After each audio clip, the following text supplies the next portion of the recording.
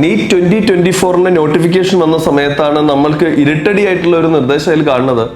ഇന്ത്യക്ക് വെളിയിലുള്ള exam centres ഇപ്രാവശ്യം കാണുന്നില്ല.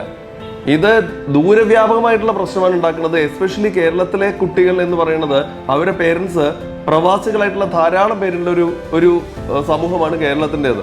അതുകൊണ്ട് തന്നെ ഇത് വലിയൊരു പ്രശ്നം ഉണ്ടാക്കി മാറ്റും. ഒന്നാമത്തെ കാര്യം എന്താണെന്ന് വെച്ച് കഴിഞ്ഞാൽ, ഈ കുട്ടികൾക്ക് ഇന്ത്യയിൽ വന്ന് പരീക്ഷ എഴുതേണ്ട ഒരു സാഹചര്യം വരും. അതിനുള്ള ചെലവ് വളരെ കൂടുതലാണെന്നുള്ളതാണ് ആദ്യത്തെ കാര്യം. മാത്രമല്ല, കുട്ടി മാത്രം വന്നാൽ പോരാ, പേരൻസ് വരേണ്ടി വരും. ഇതിൽ പല ആൾക്കാർക്കും ഇവിടെ വന്ന് താമസിക്കാനുള്ള സൗകര്യം ഇല്ല എന്നുള്ളൊരു പ്രധാന പ്രശ്നം വരാനുണ്ട്. അതുകൊണ്ട് തന്നെ അതിനുള്ള ചെലവ് വരും. എസ്പെഷ്യലി ഈ നീറ്റ് എക്സാമിനേഷൻ എപ്പോഴും വളരെ സ്ട്രെസ് ഉണ്ടാക്കുന്ന ഒരു കാര്യമാണ്. അപ്പം വളരെ സൗകര്യമായിട്ട് നമ്മൾ താമസിക്കുന്ന സ്ഥലത്ത് നിന്ന് ഇത്ര കാലം സൗകര്യമായിട്ട് പോയി പരീക്ഷ എഴുതാം എന്ന് വിചാരിച്ച കുട്ടികൾക്ക് ഇത് തീർച്ചയായിട്ടും ഒരു തിരിച്ചടി തന്നെയാണ്. അതിപ്പോൾ ചെലവിന്റെ കാര്യത്തിലായാലും ഈ എക്സാം സമയത്ത് ഉണ്ടാകുന്ന സ്ട്രെസ്സിന്റെ കാര്യത്തിലായാലും ഇത് വലിയൊരു പ്രശ്നം തന്നെയാണ്. ഇപ്പോഴത്തെ കാലത്ത് ശരിക്ക് മാക്സിമം സെന്റേഴ്സ് അനുവദിച്ചുകൊണ്ടിരിക്കുകയാണ് ഓരോ പരീക്ഷകൾക്കും. അല്ലാതെ സെന്റർ ഒഴിവാക്കുക എന്നുള്ളത് വളരെ പിന്നോട്ട് പോകുന്ന ഒരു നടപടിയാണ് സത്യത്തിൽ അവിടെ ഉണ്ടായിരിക്കുന്നത്. അത് ഉടൻ തന്നെ കേന്ദ്ര ഗവൺമെന്റ് അതിൽ ഇടപെട്ട് ഇതിനു വേണ്ട ഒരു പരിഹാരം ചെയ്തു തരണം എന്നുള്ളത് നമ്മൾക്ക് വളരെ കേരളത്തിലെ ഒരു സമൂഹത്തിന്റെ വളരെ പ്രധാനപ്പെട്ട ഒരു ആവശ്യം തന്നെയാണ്. വളരെ കൂടുതൽ സെന്റേഴ്സ് ഇപ്പൊ നോക്കൂ, ഓൺലൈൻ്റെ കാലമാണ്. എക്സാംസ് വരെ ഓൺലൈനായി മാറുകയാണ്.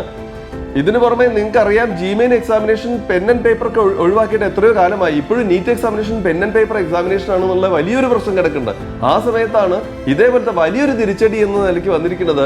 എക്സാം സെന്റേഴ്സ് GCC കൺട്രീസിലൊക്കെ നഷ്ടപ്പെടുക എന്ന് പറയുന്നത് ആയിരക്കണക്കിന് കുട്ടികളെയാണ് ബാധിക്കുന്നത്.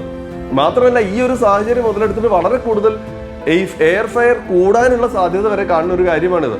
അതുകൊണ്ട് നമ്മൾ വളരെ സ്ട്രോങ് ആയിട്ട് അധികാരികളോട് ആവശ്യപ്പെടുന്നത് എന്താണെന്ന് വെച്ച് കഴിഞ്ഞാൽ, ഉടൻ തന്നെ കൂടുതൽ സെന്റേഴ്സ്, കേരളത്തിന് പുറത്ത് ധാരാളം സെന്റേഴ്സ് ഉള്ളവരെ ഇന്ത്യക്ക് വെളിയിലും കൂടുതൽ സെന്റേഴ്സ് വെച്ചിട്ട് കുട്ടികൾക്ക് എളുപ്പത്തിൽ ഒന്ന് പരീക്ഷ എഴുതുന്ന ഒരു സൗകര്യം ഉണ്ടാക്കി കൊടുക്കുക എന്നുള്ളതാണ് വളരെ പ്രധാനപ്പെട്ട ഒരു കാര്യം.